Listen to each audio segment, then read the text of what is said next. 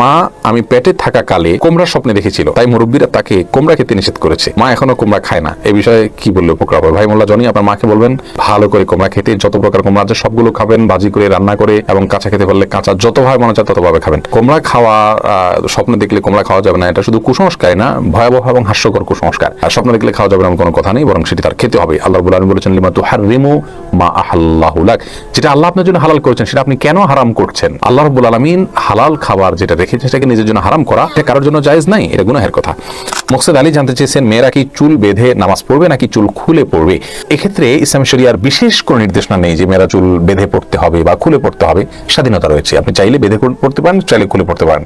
হ্যাঁ, যে বিষয়টা আপনার খেয়াল করতে হবে তা হলো আপনার চুল যেন প্রদর্শিত না হয়, সেজন্য ঢাকা থাকে কাপড় চোপড় কোনো কিছু দিয়ে, বাস এটা আপনাকে লক্ষ্য রাখতে হবে। আপনার কাপড়ের ভিতরে চুলটা কি বাঁধা না খোলা এটাতে কিছু আসা যায় না। হ্যাঁ, খুলে রাখলে যদি আপনার নামাজে ডিস্টার্ব হয়, রুকু সিজদা গেলে সেটা আপনার কারণ হয়, তাহলে সেক্ষেত্রে অবশ্যই বেঁধে রাখা উত্তম। কিন্তু বাঁধা খোলার জন্য আলাদা কোনো নির্দেশনা ইসলামে নাই, ঢেকে রাখাটা হলো মৌলিক নির্দেশনা। তানজিন মিষ্টি জানতে চেয়েছেন মেয়েরা হাত পায়ের নখ বড় রাখলে কি নামাজে অসুবিধা হবে? নামাজ হয়ে যাবে যদি আপনি নখের ভেতরে চিপায় পানি পৌঁছাতে পারেন, তাহলে সেক্ষেত্রে নামাজ হয়ে যাবে, নামাজের কোনো সমস্যা নেই।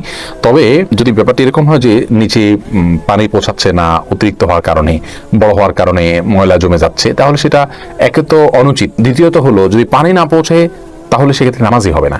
যেমন নখ যদি বের হয়ে থাকে তাহলে তলার অংশতে পানি পৌঁছাইতে হবে, কারণ বাইরে হয়ে আছে, ওইটা আপনার দৃশ্যমান অংশ হয়ে গেল, অতএব ওখানে পানি পৌঁছাইতে হবে, বিধায় সেখানে আপনাকে পানি পৌঁছাটা নিশ্চিত করতে হবে। যদি করেন তাহলে সেক্ষেত্রে নামাজ হয়ে যাবে, কিন্তু এরকম করাটা অনুচিত। পাত্রের ভিতর হাত ঢুকিয়ে অজু করা যাবে কিনা? যাবে, কোনো অসুবিধা নেই। তবে এক্ষেত্রে হাতে কোষ করে পানি নিয়ে, আগে হাতটাকে 3 বার পানি নিয়ে হাতটা ভালো করে ধুয়ে নিয়ে তারপরে আপনি অজু করবেন, এটা হলো সুন্নাহ।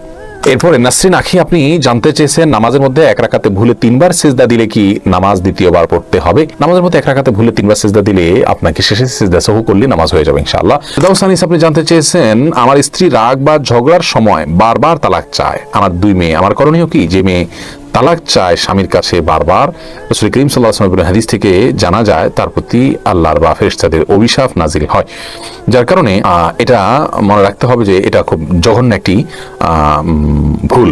এই ভুল থেকে বেঁচে থাকার জন্য আপনার উৎসাহ দিতে হবে, তাকে প্রেরণা দিতে হবে, তাকে বোঝাতে হবে আল্লাহ রাব্বুল আলামিন হেফাজত করুন। তালাক চাওয়া যে কত জঘন্য অপরাধ, গুনাহের কথা, সেটা তাকে বোঝানোর চেষ্টা করুন আর সবর করবেন ইনশাআল্লাহ বিদিল্লাহ। আদ মাহমুদ জানতে চেয়েছেন বেশি বেশি আস্তাগফিরুল্লাহ পড়ার ফজিলত কি একটু বলবেন?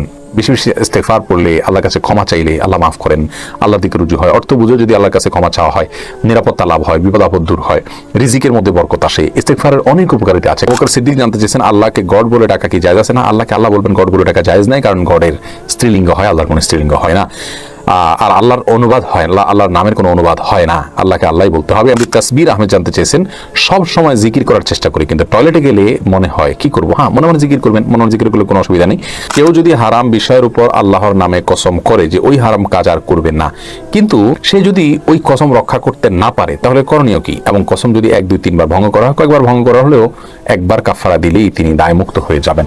তবে একবার কাফারা দেওয়ার পর যদি আবার কসম করেন তাহলে আবার ভাঙেন, তাহলে সেক্ষেত্রে আবার তাকে কাফারা দিতে হবে।